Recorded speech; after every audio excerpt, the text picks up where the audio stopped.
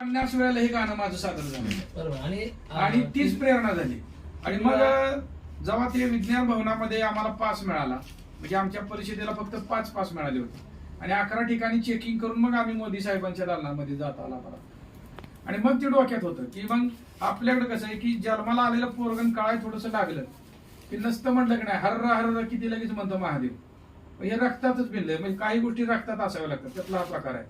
आणि मग ज्यावेळेला ते त्यांचं भाषण सुरू झालं, संपलं, खाली बसायला लागले, त्यावेळेला नॅचरली झालं. मग काय, छत्रपती शिवाजी महाराज की जय, आणि पुढे लगेच झालं हर्र हर्र महादेव. तर ही ऑन रेकॉर्ड घोषणा आहे. आणि त्याचा परिणाम असा झाला की दुसऱ्या दिवशी त्यांच्या पीएनच्या मार्फत सन्माननीय शरद पवार साहेबांच्याकडे अपॉइंटमेंट मिळाली आणि 15 मिनिटांची भेट सन्माननीय आपल्या महाराष्ट्राचे जाणते राजे नेते ज्यांना आपण वंदन करतो असे पद्मश्री शरद पवार साहेबांच्या बरोबर ती 15 मिनिटांची मीटिंग झाली. हा योगायोग, कारण ते फलटणला नेहमी यायचे. सुभाषराव शिंदे आणि आमचे वडील तिथं कनेक्ट असल्यामुळे ती नावं सांगितल्यावर त्यांनी ओळखलं, पाठीवर शबासकीची थाप दिली. आणि एक शिक्षक असून सुद्धा तू एवढं करतोस त्याच्याबद्दल त्यांनी मला प्रेरणा दिली, ती मी माझ्या आयुष्यात कधीही विसरू शकणार नाही. कारण आज योद्धा आहे तो माणूस. म्हणजे आज थोडंफार आजारी पडलं माणूस मनाला खच्चीकरण होतंय आणि मरते, पण एवढ्या वर्ष ते अजून खंबीर बाणीने पळतायत, तर ही एक अभिमानाची बाब आहे.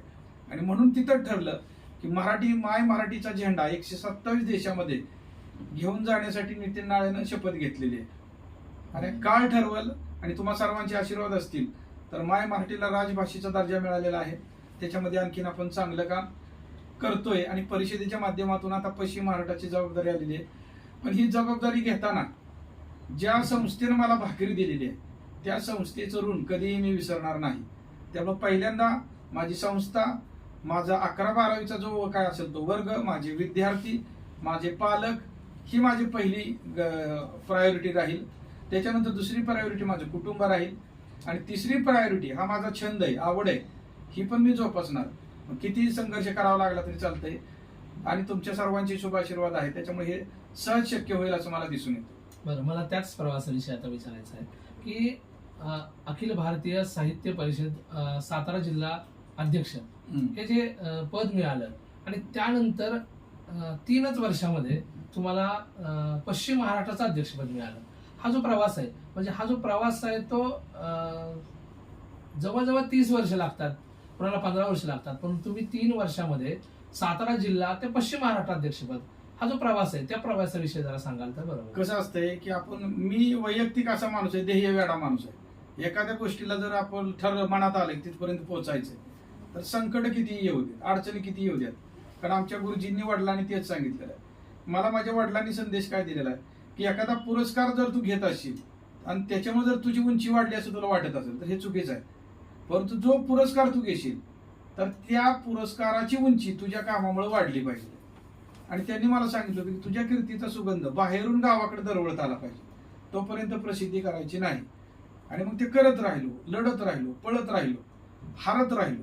म्हणजे प्रत्येक वेळेला ह्या सगळ्या गोष्टी झाल्या तरी आतला आवाज यायचा, पुढे आपल्याला जायचं. म्हणून चांगला संदेश काय बहिरवा. आणि मग ह्या प्रवासामध्ये मुळात की माझी एक कविता मी ती सादर केलेली होती की मी महात्मा फुले बोलतो, म्हणजे माझ्या मनाची भावना मीच बोलतो, मी महात्मा ज्योतिबा फुले बोलतो, फुले बोलतो.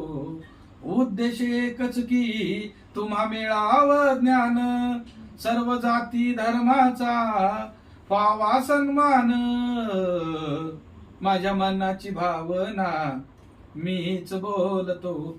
तर ही कविता सुद्धा 11 एप्रिल 2022 पहाटेच्या वेळेला प्रस्तुत झालेली आहे. म्हणजे 11 एप्रिलला महात्मा फुलेंची जयंती असते आणि त्याच दिवशी पहाटेची कविता प्रसव झालेली आहे. आणि मग ती कविता लिहिली, ती म्हटली, तीच कविता मी खानावडीला पुरंदर तालुक्यातल्या सादर केली होती. आणि त्यावेळेला त्या कार्यक्रमाचे अध्यक्ष, आत्ताचे जे राष्ट्रीय अध्यक्ष आहेत डॉक्टर श्रीमान शरद गोरे सर, त्यांनी मला तिथं कॅप्चर केलं. आणि नंतर 2 वर्षांनी मी फोन केला त्यांना, सर असं आहे मला तिथं यायचंय. ते म्हणले ये पुण्याला भेटायला. आणि आल्यानंतर डायरेक्ट सातारा जिल्ह्याची जबाबदारी देऊन टाकली. आणि ती तारीख होती 22/5/2022, 5 मे 2022. तिथून नंतर त्यांच्या संपर्कात राहिलो आणि जसं पाठीवरती कोणाचं तरी बळ हवा असतं, आधार हवा असतो, तो शरद सरांनी मला दिला. आणि आता तर म्हणतात की तू लढत राहा, मी तुझ्या बरोबर आहे. आणि खूप खूप चांगल्या चांगल्या संधी ते माझ्यासाठी देतात. त्यामुळे त्यांचेही खूप खूप धन्यवाद. बरोबर. म्हणजे तुमचा जे प्रवास आहे तो एक संस्मरणीय प्रवास आहे. कारण त्या प्रवासाचे आम्ही पहिल्यापासून बघितलंय आमच्या डोळ्याने की दादा नाळे काय होते आणि आज प्राध्यापक नितीन नाळे म्हणून ज्यांचा जो गौरव होतोय त्या गौरवामध्ये कुटुंबाचं काय योगदान आहे तुमच्या? सर्वात जास्त कुटुंबाचं योगदान आहे.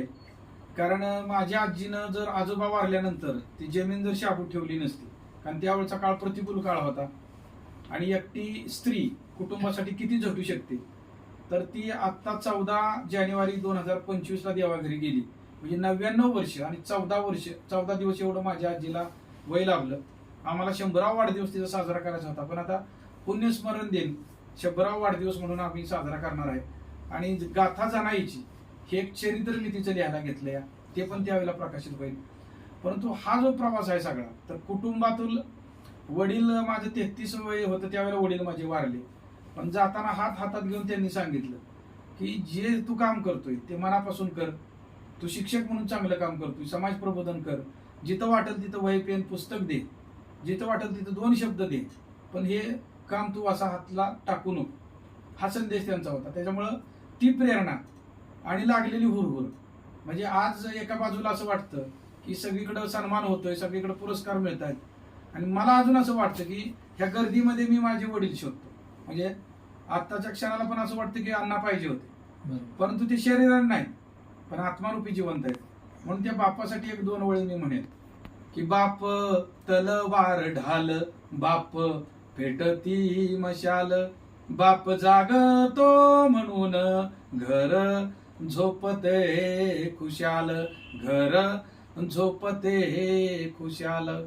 बाप घराचा तू पाया, आई कळस त्यावर, जेव्हा खचतो ना पाया तेव्हा ढासळते घर, तेव्हा ढासळते घर. तर असा जो आपला बाप आहे, आपण पाहतो समाजामध्ये की आई आपल्या वडिलाच्या खांद्यावरती डोकं ठेवून कितीतरी वेळा ढासळता रडताना पाहिली आपण. पण आपला बाप कधी रडताना तुम्ही पाहिलाय का सुनील सर? म्हणजे मी सगळ्यांना विचारतो, बाप कधीही रडत नाही. आणि त्या बापाला माहित असतं की मी जर रडलो तर अख्खं घर रडणार आहे, अख्ख्या घराचा आत्मविश्वास कमी होणार आहे. पण बाप रडतो कधी? पुढचं कडवं आहे की बाप साठवतो अश्रू, वाट पाहे त्या क्षणांची, जन्मभराचे रडतो लेक जाताना सासरी, लेक जाताना सासरी. ज्याने जपले मुलांना तळ हाती पाकळ्यात, अशा बापासाठी यावी थोडी आसवे डोळ्यात, थोडी आसवे डोळ्यात. तर खऱ्या अर्थानं वडिलांची प्रेरणा, आणि आई माझी 4थी शिकलेली आहे, पण आईसाठी सुद्धा 4 ओळी मी म्हणेन. हंबरून वासराले चाटते जवा गाय, तवा मले तिच्यामध्ये दिसती माझी माय, दिसती माझी माय. आया बाया सांगत होत्या होतो जवा ताणा, दुष्काळात माईचे माझा आटला होता पाणा. पिठामंदी पिठामंदी पाणी ठेवून मला पाजत जाय, तवा मले पिठामध्ये दिसती माझी माय. अशी माझी माय, म्हणजे 4थी शिकलेली, पण अख्खं विद्यापीठ आहे माझ्यासाठी ती. कारण आमच्या कुळातलं फक्त आता माझी आई जिवंत आहे फक्त. म्हणजे माझे वडील गेले, आजी गेले, आजोबा वारले. त्याच्यामुळं त्या आईचं मग मी काय म्हणेल माहितीये का देवाकडं, की